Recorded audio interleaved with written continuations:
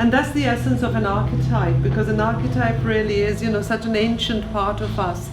It's something we all share. It's like a huge big primal stream into which we can all dip and bring out things that are deeply meaningful to us personally, but also universal forms. And that, I think, really is the essence of the feminine. So I thought what I'd do is just maybe run through a few aspects of the archetype. Would that be interesting? You'll be able to see them come to life. Well, they have come to life, which is wonderful.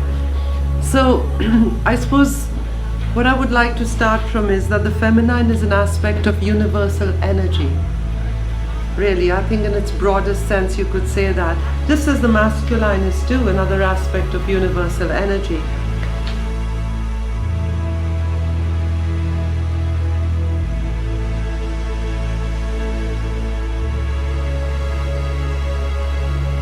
The feminine energy is seen to give shape, form and animation to all creation.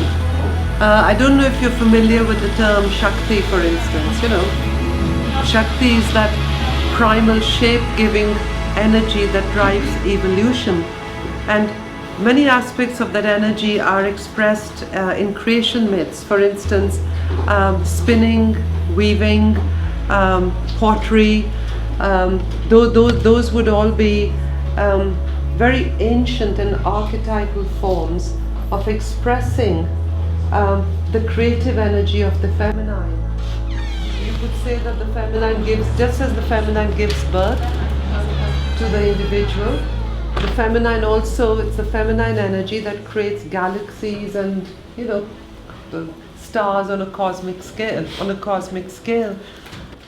And I think what you will find when you, as you've all found, in drawing upon the archetypal depths of this energy, is that it's the same energy that links the minutest aspects of our personal existence to the cosmic play, that unfolds in the cycle of creation, destruction and recreation. So you could say that is the sort of fundamental template of the feminine energy. The feminine energy expresses that particular cycle which one finds in nature, of course, on a cosmic level. On the cosmic level, one finds it even in the sort of creation and destruction of whole galaxies and the birth of stars, for instance, which astronomy is bringing so close to us now. And of course, on the individual level, the feminine cycle of birth, death, rebirth is to be found even on the cellular level. If you think even the cells are getting destroyed all the time and reforming all the time. And of course nature's rhythms are all about that, aren't they?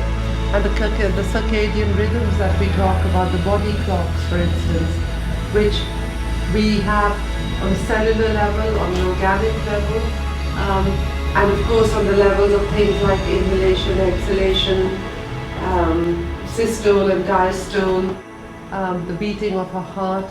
All that is the rhythm of the feminine creative energy. So from all this you can see that the feminine energy is also deeply personal and physical. It's very much linked to the pain of existence and to the daily struggle of existence. And I think that's something that really comes through in all this, that on the one hand it's linked so closely to cosmic creation and to creation generally, and to giver of form and evolution and the whole unfolding of the life experiment. But on the other hand, it's also close to the daily struggle, the day-to-day, the minute-to-minute struggle which we experience in our bodies, in our psyches, in our lives, in the world we live in. And I think that's something as well I can see in these wonderful paintings. Then the other thing I see, which I've always thought to be such a huge aspect of the feminine, is you could say, okay, so there's this whole creative aspect of the feminine, to the force cosmic creation. How does that happen? What is the secret? What is the secret of that magic? And there again the feminine comes into its own, because the secret of that magic is the creation of this secret space in which all this can happen. And I think that you all as artists must be very familiar with that. It's a space into which one can withdraw, in which one belongs to oneself and not to anything or anybody else. And Esther Harding, who was a great Jungian, described that space as the virginal space, and she defined the virgin as she who belongs to herself. And of course she was also at great pains to say that this doesn't apply only to women.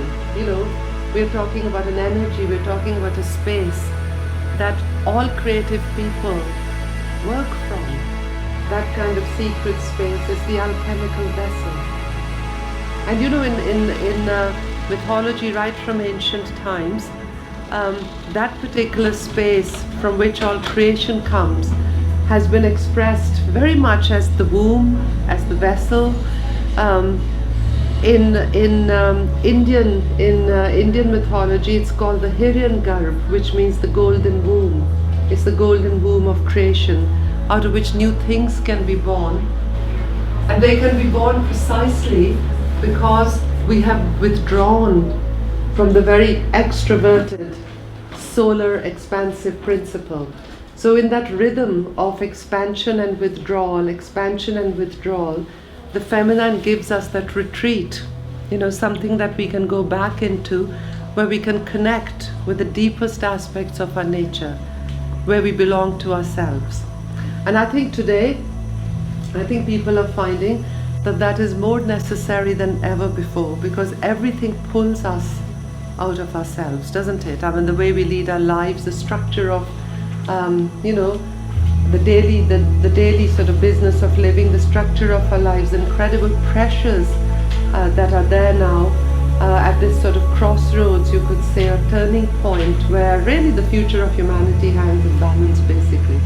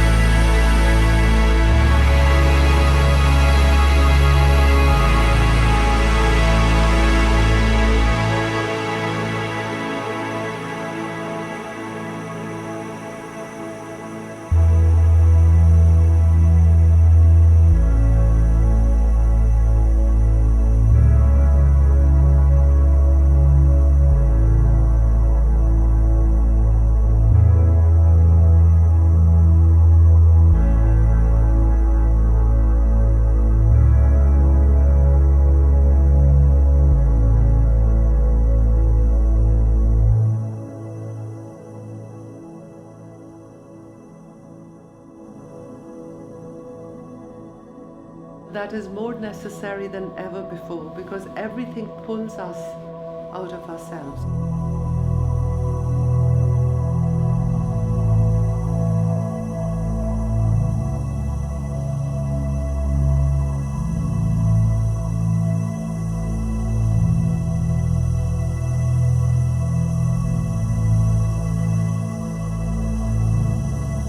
Everything pulls us out of ourselves.